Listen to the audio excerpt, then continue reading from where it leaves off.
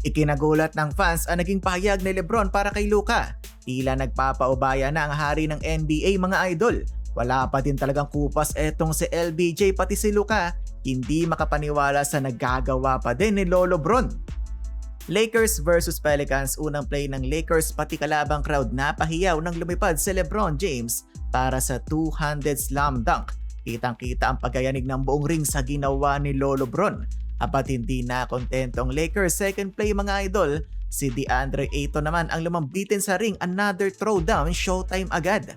Wala namang katakot-takot ang rookie, literal na Jeremiah Fears, sinalaksakan ang depensa ng Lakers. Luka naman pinaglaruan ang depensa ni Zion Williamson, dinaan sa dribbling skills, sabay pull-up.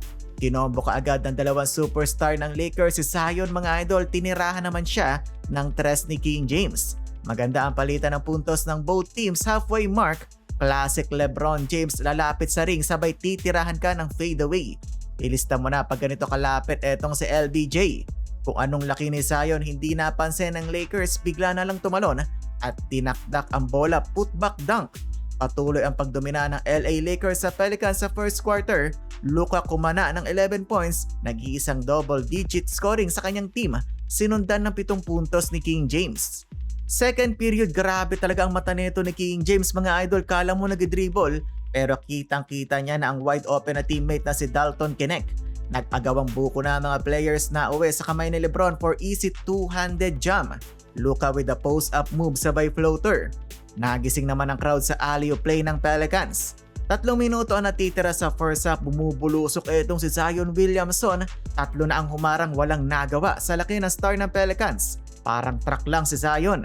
Hindi naman magpapahuling isa pang bulldozer. What a love and court vision para kay Luka. Nakita niya pa talaga si Lebron cutting on the baseline. Eto naman si LBJ, 41 years old. Batang-bata kumakatalon on his head dunk. Mauuntog sa ring si Lolo Bron. Napatayo nga doon si Bronny. Parang David versus Goliath etong si Alvarado at Hayes. Nakascore bago tumunog ang buzzer. Third quarter, nagka-momentum ang home team, lumamang sila ng hanggang siyam. Luka starting to get his rhythm beyond the arc. LeBron James naman behind the back pass to Smart, pasok ang corner 3, may inasar pa sa crowd. Back-to-back threes for Smart, halfway through the quarter, miracle pass ni Luka against sa dalawang defender, outbalance na pero nahanap niya pa doon si Ayton. Bumawi ng highlight ng Pel, Zion Williamson with the authority. Nagpapalitan ng tres ang both teams, nakakarami na etong si Marcus Smart. 40 seconds remaining, Lebron with the steal at hindi mo aakalain na 41 na si Lolo Bron, pumakita pa nga ng windmill dunk. Fourth quarter, dito na to make over si King James. Siya na yung nagdikta ng laban, naka-tres, may magandang assist at tumira na naman another 3-pointer. Dito nagka-momentum ang Lakers, sumabay pa ang mga miraculous 3 ni Luka.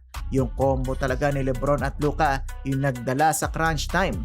Luka Magic, binato na lang ang bola dahil paubos na ang oras, pumasok pa. Sabay nag-stare down sa fans ng Pelicans habang tuwang-tuwa naman si Lebron. Mukhang nabubuo na talaga ang chemistry ng dalawang superstar ng Lakers. Luka bullet pass to Lebron sa ilalim.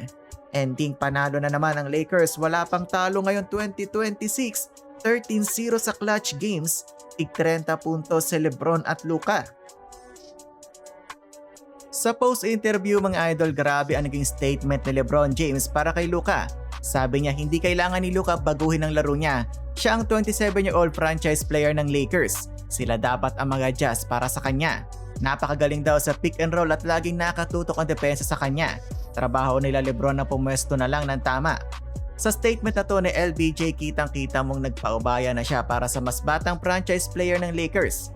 Yung mukha ng ilang taon ng liga na si Lebron ay nagpapaubaya na ngayon. 27-year-old franchise for this ball because they don't need to defend this game as us to bend our game around him. And lakas pa magpatawa ni King James at sinabing tuwing back-to-back games sa edad niyang 41 years old, asahan mo ng laging TBD or to be determined ang kanyang status.